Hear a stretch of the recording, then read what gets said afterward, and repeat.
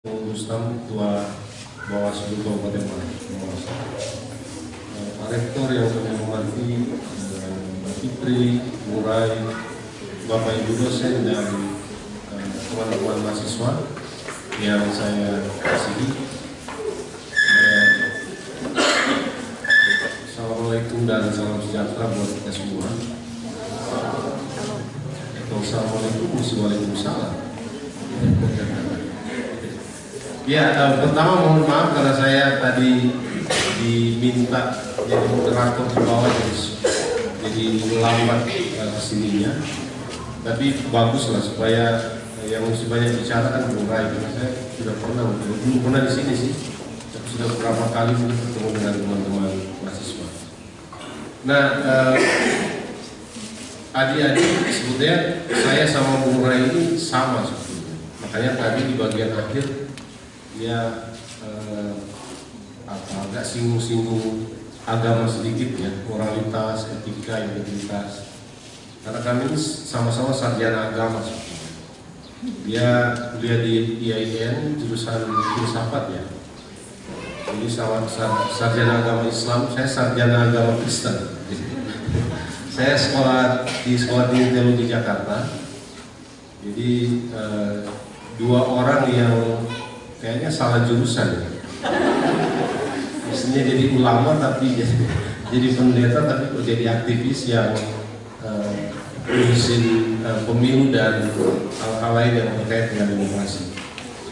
Nah, ya pentingnya acara seperti ini menurut saya. Jadi gini, kalau kita pengalaman saya terlibat di pemilu itu sudah sejak 2003 menjelang pemilu 2004. Setelah itu ada jeda cukup panjang karena kita nggak punya pilkada langsung waktu itu. Dan pemilunya 99 setelah era reformasi, kemudian 2004. Setelah 2004 ada pilkada 2005, pilkada yang pertama kan di Kutai Kartanegara. Jadi memang agak intens belajar tentang pemilu dan sudah agak jarang membaca buku-buku teologi. Ya. Jadi saya nggak tahu kalau ada yang minat di antara adik-adik ini yang mengikuti jejak kami, boleh juga, asik sebetulnya, tapi agak melenceng. Ya Pak Rektor ya. Nah, salah satu evaluasi yang penting dari seluruh proses pemilu kita adalah bagaimana kita memperkuat rakyat. Jadi hampir semua problematika pemilu itu memang berpulang ke rakyat kan, karena rakyat yang punya kedaulatan, rakyat yang punya kewenangan menentukan sebetulnya. Nah, ada problem besar karena yang dirasakan itu adalah rakyat kita ini masih tidak terlalu berdaya. Makanya ada evaluasi, banyak aktivis demokrasi itu mengatakan era keterbukaan kita ini cepat sekali dan kita masuk ke era demokrasi yang sangat terbuka, sementara proses pemberdayaan rakyat untuk masuk ke dalam seluruh proses demokrasi yang sangat terbuka ini sangat lambat, termasuk dalam pemilu. Ini misalnya analisis banyak kalangan itu yang mengatakan kenapa politik uang itu tinggi, ya memang karena rakyat lemah. Kan gitu. Kenapa politisasi SARA itu gampang sekali? Karena rakyat lemah. Jadi yang harus kita perkuat adalah rakyat. Karena itu agenda pendidikan politik hampir dalam setiap percakapan tentang pemilu itu muncul. Kalau rakyat kuat, bagaimanapun hebatnya uang, dia bisa tolak sebagaimana Murai tadi bilang. Cuma kan ada relasi yang tidak setara, ada situasi-situasi yang tidak kondusif memungkinkan orang dengan mudah terjebak kepada pragmatisme politik, apakah politik uang atau politisasi SARA. Semua orang tahu SARA nggak boleh.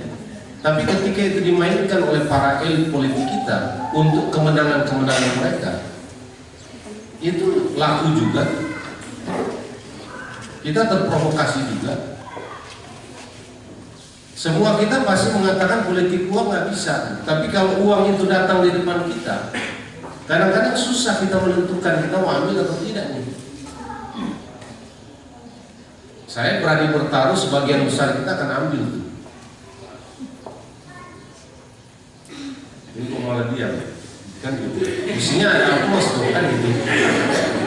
Ya, jadi ini situasi kita. Karena itu sebetulnya dari dulu kita mendorong misalnya, kalau kita mau bicara tentang pemilu, jangan hanya pada saat pemilu. Kan mungkin aneh bagi adik-adik yang ketika diundang oleh acara ini bersama Bawaslu, mungkin agak aneh-aneh juga. Kok Bawaslu ini bikin acara di sini gitu kan? Memang kita pemilunya kapan? Bukannya pemilu baru selesai tahun lalu. Nah, justru yang kita dorong adalah mari kita bicara tentang pemilu di luar jadwal pemilunya. Nah, yang seperti ini makanya menurut saya ini menarik. Mestinya kan yang buat KPU ya, makanya Pak Rektor tadi sebut KPU terus. Padahal ini yang bikin Bawaslu. Gitu, karena memang dalam desainnya penyelenggara pemilu ya ini mungkin lebih condong menjadi pekerjaan atau tugas KPU. Nah, yang mau saya katakan adalah forum begini sebetulnya penting untuk menyadarkan kita tentang proses-proses politik ini atau proses-proses berdemokrasi, proses-proses berjalannya pemerintahan itu yang kadang-kadang memang diarahkan untuk pemilu atau pilkada berikutnya. Jadi, makanya pendidikan politik itu harus jalan tidak saja di waktu kita sedang pilkada, di waktu kita sedang pemilu, tapi suasana begini juga harus kita lakukan. Jadi ruang itu harus dibuka. Kalau pemerintah nggak bisa lakukan, yang lain harus lakukan. Jadi mudah-mudahan ini nanti kalau teman-teman mahasiswa ini dengar sekarang, tahun depan dia dengar lagi, tahun depan dia dengar lagi, menjelang pilkada dan pemilu sudah relatif lebih kuat dia. Karena diingat, bukan sudah lupa Pak, karena diingatkan terus tentang kenapa kita nggak boleh politik uang, kenapa nggak boleh politisasi sara, karena bahaya dan seterusnya. Jadi jangan teman-teman merasa bahwa ini masih jauh pemilu lalu kegiatan seperti ini nggak ada maknanya. Jadi ini bagian dari upaya untuk melakukan pendidikan politik sebetulnya. Kita bicara tentang pemilu tidak di waktu-waktu pemilu itu. Jadi pendidikan tentang pemilu itu berjalan terus. Nah, yang kedua, kalau kita bicara tentang pemilu, ini yang harus menjadi menjadi ideologi kita. Kita nggak bicara tentang siapa menang siapa kalah saja. Karena kalau itu yang kita bicarakan, kita akan terjebak kepada hal-hal yang sebetulnya tidak produktif dalam konteks penguatan demokrasi kita. Bahkan kita mungkin akan terjebak kepada dikotomi 2 pasangan calon atau 3 pasangan calon yang bisa mengarah kepada memprovokasi secara dalam tanda petik masyarakat itu kepada konflik yang sebetulnya dipicu oleh para kandidat ini. Bukan orang per orang yang kita bicarakan. Kalau kita masuk ke pemilu dan pilkada, kita bicara tentang bagaimana rakyat itu berpartisipasi untuk mendorong pemimpin yang baik bagi upaya peningkatan kesejahteraan daerah. Jadi mindset berpikirnya harus ke sana. Nah, ruang ini kadang-kadang materi-materi begini di ruang-ruang yang menjelang pemilu itu hampir nggak ada. Karena apa? Karena yang menguasai ruang atau space pemerintahan pada saat pemilu dan pilkada adalah berita tentang para kandidat. Nggak ada berita tentang publik, nggak ada berita yang lebih substansial untuk mengajak masyarakat ikut terlibat secara lebih kualitatif dalam proses demokrasi ini. Nah, kalau forum begini kan kita bisa lebih fokus kepada hal-hal yang lebih substansial, mendorong peningkatan demokrasi dan perbaikan kualitas pemilu dan pilkada kita. Gitu. Jadi menurut saya ini pentingnya kenapa kita bertemu sekarang gitu ya. Nah, supaya nggak terlalu panjang gitu ya. Nah, penting juga untuk dikemukakan bahwa setiap kali kita berpemilu, setiap kali kita berpilkada, kita tidak bicara pada saat itu saja tentang pilkada dan pemilunya. Kita bicara tentang bagaimana kita sedang membangun bangsa ini. Karena itu pemilu dan pilkada harus kita tempatkan dalam konteks juga pencapaian tujuan nasional. Nah, salah satu yang penting di sana adalah pencerdasan kehidupan bangsa kan. Di sini diajarkan juga ya tujuan nasional di STT ini, meskipun teologi ada ya. Kan salah satu yang penting adalah pencapaian tujuan nasional itu adalah pencerdasan bangsa. Jadi maksud saya adalah peristiwa-peristiwa demokrasi seperti pemilu dan pilkada harus punya resonansi terhadap perbaikan, terhadap pencerdasan bangsa. Karena itu apa? Kita harus lawan kalau pilkada dijadikan ajang untuk mengadu domba masyarakat. Karena apa? Karena itu secara langsung makin menegasikan tiang-tiang penyangga negara kesatuan Republik Indonesia. Justru sebaliknya, pemilu dan pilkada itu harus jadi momentum bagi upaya kita makin memperkuat NKRI. Kalau yang kita produksi isu sara, selesai pilkada orang berantem, dan berantemnya itu bisa bertahun-tahun, Pak. Orang konflik dan konfliknya bisa bertahun-tahun. Begitu. Jadi ini, nah kalau kita sampaikan sekarang yang begini, mungkin nuansanya agak lain. Ketika kita sampaikan dalam konteks pilkada, mungkin pikiran publik itu akan terarah kepada ini punya kepentingan untuk menegasikan yang sana, ini punya kepentingan untuk mendiskriminasi yang sana, ini punya kepentingan. Nah kalau sekarang kan kita lebih bebas, lebih proporsional. Gitu. Jadi ya mudah-mudahan ini menstimulan kita untuk bisa melihat soal-soal ini secara lebih proporsional dalam konteks yang lebih yang lebih mendalam dan substansial untuk membangun demokrasi kita dan membangun daerah kita. Tadi Bung Rai bilang, ya kalau daerah demokratis, ya hampir bisa dipastikan kesejahteraan masyarakat itu akan baik. Kita punya contoh di negara-negara Eropa misalnya, karena demokrasinya jalan baik, jadi pemerintah bisa konsentrasi mengurusi hal-hal yang berkaitan dengan bagaimana publik itu makin sejahtera, bagaimana masyarakat makin baik. Dan yang terakhir, saya berbicara tentang mahasiswa. Tadi Bung Rai memberi tapi pemaknaannya lain. Sebetulnya peran mahasiswa dalam konteks demokrasi Indonesia, dalam konteks perubahan Indonesia ini penting sekali.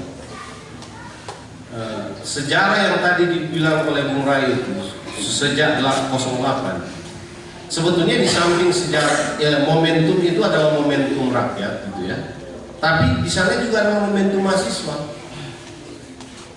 Gitu. Saya kira tanpa mahasiswa mungkin gerakan-gerakan yang ketika itu muncul gemanya nggak akan seperti itu. 08 itu ya orang-orang terpelajar, mahasiswa yang kembali resah melihat negara ini masih begitu-begitu saja, gitu ya. Lalu mulai menggagas kebangkitan nasional, kan gitu. 28 juga begitu, nggak usah diceritakan, itu gerakan mahasiswa yang malah memberi komitmen terhadap tiga hal itu, Sumpah Pemuda, kan gitu. Kemudian 45 itu juga para mahasiswa yang bergerak secara diam-diam, gitu ya. Bahkan menculik Soekarno, dibawa ke Rengas Dengklok, dibawa lagi, gitu ya. Yang melihat momentum di mana Jepang kalah Perang Dunia Kedua, kita harus ambil kesempatan ini, nggak boleh kita biarkan. Mahasiswa yang bergerak di sana. 66 begitu juga. Kritik terhadap Orde Lama Soekarno ya. Itu kan demo-demo mahasiswa sampai di Makassar ini demo. Mungkin Pak Rektor kalau kuliah di Makassar masih demo waktu itu. 66 misalnya. Ya memang ada gerakan mahasiswa yang secara nyata terjadi. 72 sebetulnya. 72 tadi nggak disebut Bung Rai. Itu peristiwa menarik. Itu mahasiswa juga yang bergerak di Jakarta. Banyak para aktivis mahasiswa itu ditangkap. Kan itu. Itu 72. Kemudian 98 ya mungkin teman-teman belum mahasiswa ya. Tapi mungkin tahu dan dengar. Tanpa mahasiswa, mana mungkin Orde Baru tumbang? Nggak mungkin. Meskipun gerakan-gerakan mahasiswa di titik-titik yang tadi saya sebutkan itu selalu berkolaborasi dengan berbagai kepentingan-kepentingan politik lain. Tidak, kadang-kadang dia tidak berdiri sendiri. Kadang-kadang tidak berdiri sendiri. Dia berkolaborasi dengan banyak kekuatan-kekuatan politik dan sipil lain. Kalau kita periksa satu persatu ada itu. Ada. Kadang-kadang dia berkolaborasi dengan partai-partai politik, tapi kadang-kadang juga tidak. Kadang-kadang dia berkolaborasi juga dengan tentara. Kan gitu. Nam itu kalau tanpa kolaborasi dengan tentara juga akan berhasil.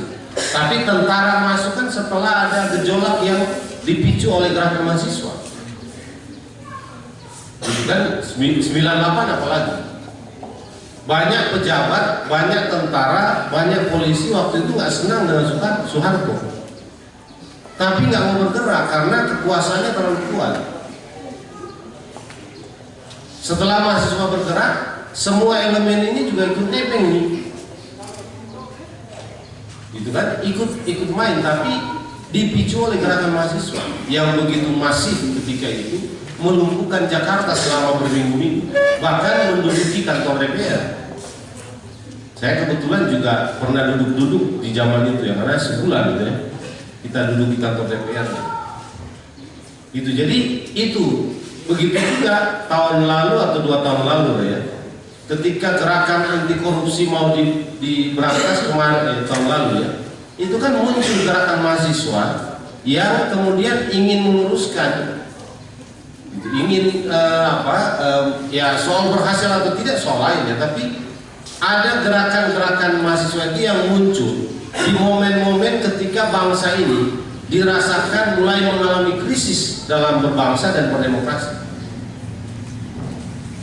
Yang teriak untuk melawan, konsisten melawan perjuangan anti korupsi kemarin kan adalah gerakan mahasiswa. Jadi memang ya teman-teman ini harus menjadi kekuatan kritis yang tidak boleh kalah dengan aspek-aspek yang selama ini merusak demokrasi kita. Kita harus belajar dan bertumbuh dalam prinsip-prinsip untuk makin memperkuat demokrasi. Karena itu kita setuju. Coba kita gulirkan sejak sekarang itu perlawanan terhadap politik uang. Kita gulirkan sejak sekarang perlawanan terhadap politik sara. Jangan kita terbuai dan malah terprovokasi oleh hal-hal seperti ini. Itu kalau mahasiswa nggak kritis lagi, memang bahaya nih, bahaya. Ya dalam gerakan-gerakan mahasiswa itu banyak sekali upaya untuk membuka gitu ya, ditunggangilah, disusukilah segala macam gitu ya. Tapi saya kira teman-teman mahasiswa, misalnya tahun lalu itu mampu membuktikan bahwa gerakan yang mereka gulirkan ini memang genuine, tidak ada kepentingan-kepentingan lain selain kepentingan bangsa ini harus baik, korupsi itu harus hilang. Bahwa ada orang-orang yang mengklaim dan tampil itu udah biasa dalam sejarah demokrasi bangsa ini, dalam sejarah politik bangsa ini biasa itu. Tapi jejak perjuangan mahasiswa, gerakan mahasiswa itu tak mungkin hilang. Jadi ya masa ini mungkin kecil ya STT ini, tapi kalau ada hal yang bisa dilakukan, saya kira bukan tidak mungkin ada perbaikan-perbaikan yang terjadi khususnya di Kabupaten Mamasa. Jangan tunggu dari para senior, jangan tunggu, karena menunggu itu capek dan pasti lama. Kalau saya mengatakan ini bukan saya menegasikan peran para senior ya, tapi posisi kita itu harus lebih aktif dan inovatif kan sebagai mahasiswa. Ya bukan apa-apa, karena masa depannya adalah milik kita, bukan para senior lagi. Ada masanya. Karena itu kalau ada praktek-praktek yang merusak masa depan, Anda harus marah sebagai mahasiswa, sebagai generasi muda. Anda harus kritik itu dan harus bangun gerakan untuk melakukan perlawanan. Karena apa? Karena apa yang sedang mereka lakukan dengan hal-hal yang negatif itu akan merusak masa depan Anda. Karena pemilik masa depan kan Anda. Kalau Anda diam sejak sekarang, Anda akan terima warisan-warisan buruk yang mungkin terus-menerus akan berlangsung. Jadi ini kenapa penting pertemuan seperti ini untuk membangun daya kritis dan membangun kesadaran politik kita supaya kita naik level. Kita bicara lebih kepada hal-hal yang membangun demokrasi dan memperkuat kualitas kegiatan-kegiatan demokrasi kita. Terima kasih.